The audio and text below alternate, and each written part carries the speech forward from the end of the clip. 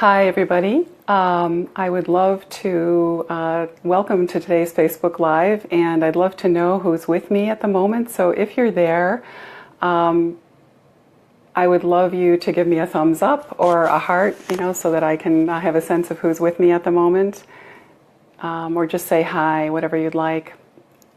Okay, so I'm going to jump in, and for starters, I know that some people who might be viewing this don't know me and we haven't met. So I'm Michelle Atlas, and I'm a transformational coach. Thanks so much for that thumbs up. I'm a transformational coach, and I help women entrepreneurs own their worth so that they can create profitable businesses that feel true to who they are. And today we're going to be talking about what I have found to be one of the greatest keys to healing and empowering one's money story. So last week we talked about, actually let me just ask before I go on, who that is with me at the moment is an entrepreneur. Is anybody listening right now? Does anybody listening right now have their own business? Would love to know. You can just type in a yes if so. Okay, so this is going to apply to you either way. I think that this content's going to be valuable, but it's particularly useful for entrepreneurs for a variety of reasons. So, oh, hi, Darina. Hi, yes, great to see you here. Thanks so much for coming. Wonderful, good. I think you're going to love this, actually. Okay, so last week we talked about the fact that as children, we receive powerful messages from everywhere about money, almost on a daily basis. And so, all kinds of things from our families, right?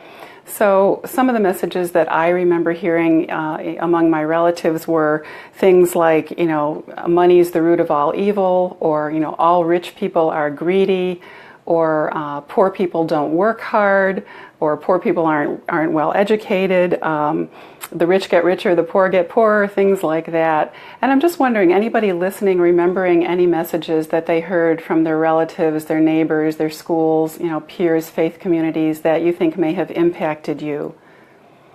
If you want to just, type in a message that you remember that may have impacted you in a way that is not serving you at this point in life. Okay. Yeah, so most of us receive, and sometimes we don't even know what those messages are. They're so insidious and they're woven so intricately into the fabric of our daily existence that we don't even recognize them. So I'll tell you a little bit about my particular money story. My mother was actually someone who really denied both myself, both me as her only child, and was very, you have to work really, really hard to just get by, Wow, yeah, thank you, absolutely. That's a good one. So in my case, my mother was somebody who really denied herself and me as her only child, was just kind of a denying, restrictive type person. And so I remember as a child, I was very artistic and very visual, and so I liked beautiful things. I was attracted to nice things. And I remember that, whenever I would want something or be drawn to something, I would get this question, do you want it or do you need it? And of course I knew that wanting something, I learned very quickly that wanting anything was not okay, that it was only all right to be interested in beautiful things if you needed them, right? So I grew up with a lot of confusion about, what it was okay to purchase and not okay to purchase, and what it was okay to desire, to want, to not want. And so what happened for me is, as I grew into adulthood, I found myself, because there was so much restriction in childhood, I found myself spending without a lot of consciousness. I found myself kind of spending to fill a void, and I found myself shopping for nurturance. And when I would purchase something beautiful that I loved, something artistic that was very much my taste, whether I could afford it or not, I would actually feel loved. I would feel nurtured for a short period of time. And then I'd look at the credit card statement or the bank account, and I'd feel really guilty or even self-loathing, and a lot of negative emotions would surface. And it was a very confusing seesaw, ping pong, up and down, pendulum swinging from good girl to bad girl. And it was really difficult for me to, if I overspent, then I would get really restrictive with myself, just like she was. And then I would feel so restricted that I would overspend again as a release. And it was a vicious cycle that I couldn't get out of. So fast forward again to when I became an entrepreneur and I began my own coaching business. And what happened for me was I invested huge amounts of time and money in my content expertise, and felt like I came out the end, quite a masterful coach based on the life I had had and all the training and learning I had done. And I noticed, though, that there was just a massive money blind spot when it came to the business dimension to running my business, to having a lucrative and sustainable coaching business. And so somewhere along the way, during this time that I was just, struggling, trying to figure all this out, I took a quiz, and it's called the Money Archetype Quiz. I had the opportunity to do this. And what an archetype is, just for people who may not be familiar with the concept of an archetype, these are patterns of power, actually, that exist in the deep collective unconscious. And so it could be a pattern of fears, beliefs, strengths and gifts, challenges, etc. And so there are many different patterns, and so that while multiple people may share the same archetypal profile, it will manifest uniquely according to each person's personality in their relationship to life. And so there are money archetypes, and I got to take this money archetype quiz. And what happened was, when I understood my money personality through taking this particular quiz, I understood my own unique money profile. And I saw that two of my top archetypes were, one was connector and one was celebrity. And what I understood through looking at the strengths and gifts of these two archetypes, and also the challenges and pitfalls, the blind spots, I understood that, for me, that if I didn't feel, for example, appreciated, I might seek to fill that void by, with things, by overspending. And I understood, and that was the celebrity. And I understood, being a connector, for example, that usually there was, for someone who has the connector archetype, they may have not had positive experience when it came to dealing with the details of money or numbers early in life, and so they kind of turn a blind eye to their numbers in general, and they tend to kind of have almost a childlike, disempowering relationship with money. And so when I understood what was happening for me on a deeper level, and understood that, in a sense, that I could not have done anything differently until I really shined a spotlight on what was happening for me kind of unconsciously or subconsciously behind the scenes, based on the kind of conditioning that I had growing up. Once I understood that, I had a very profound experience of self-acceptance and self-forgiveness for this pendulum, good girl, bad girl kind of money behavior that I had struggled with my entire life. And the moment that I had this deep experience, and I said, saying to myself, in other words, I really couldn't have done anything differently until now, I felt this huge release, as I said, and in that authentic experience of, a deep level of kind of emotional acceptance and forgiveness, it was almost instantaneous that the next time that I actually found myself shopping or in an environment where I could purchase, I had the exact opposite experience. I had a very healing experience when I found myself desiring something that was not in my budget. For the first time in my life, when I said no to myself, I actually experienced the love and nurturance that in the past I had only been able to experience by saying yes, whether I could afford it or not. So this was just a massive transformation for me. Where I finally experienced for the first time in my life a transformation in my money behavior, in my emotional relationship to money, which led to a change in my money behavior, which led instantaneously to a change in my money results.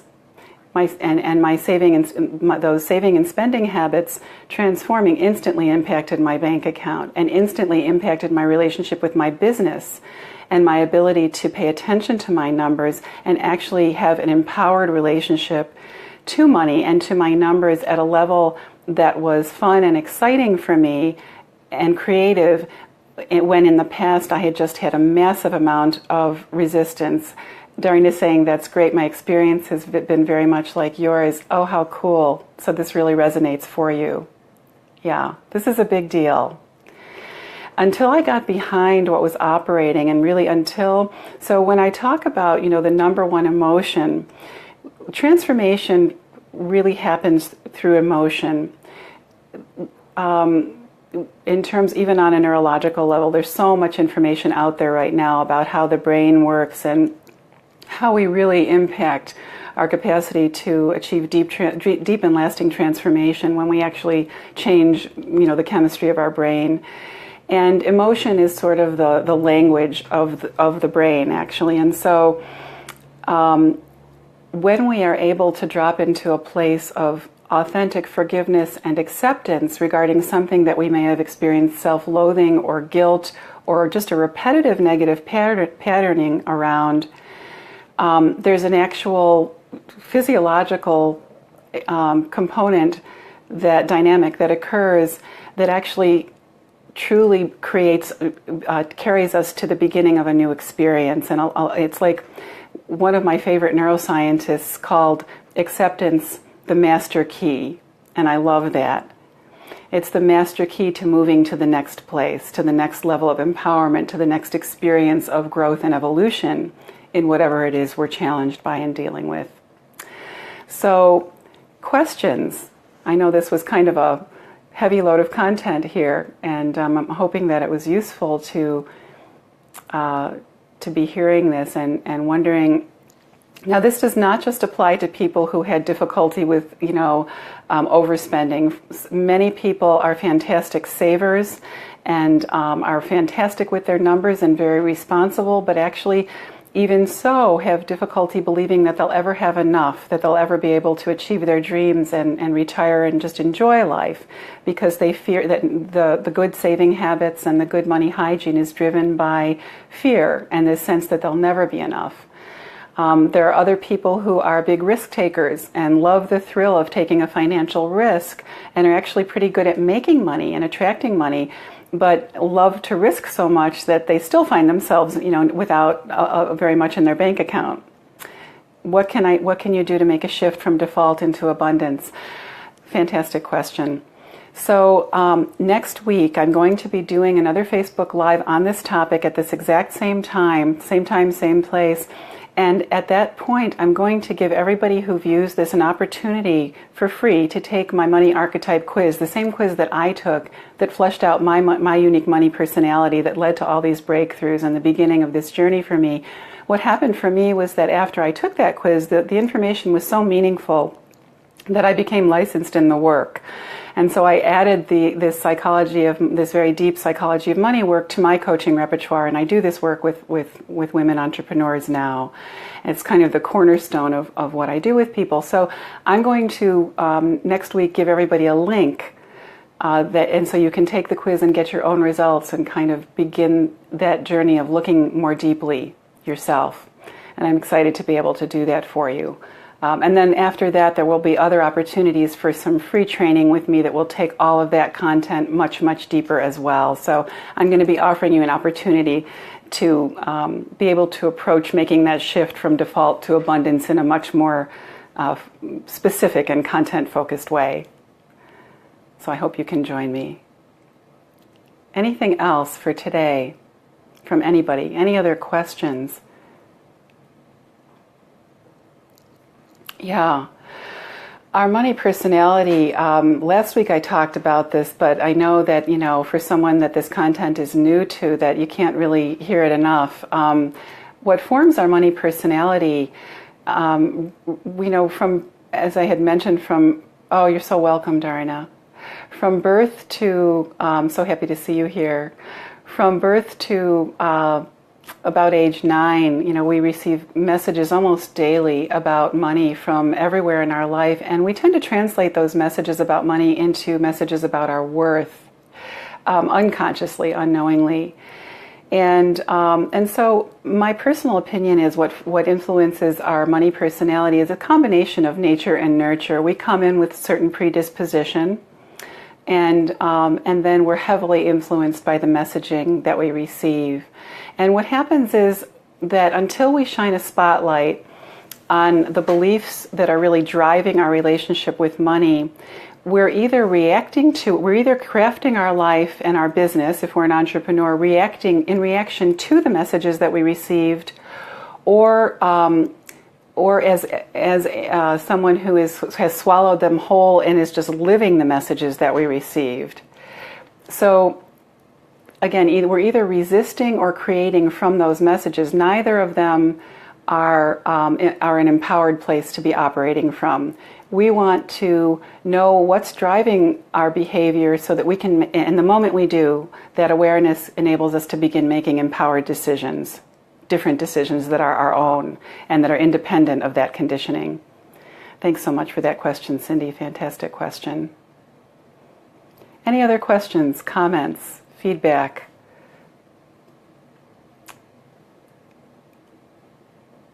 Okay.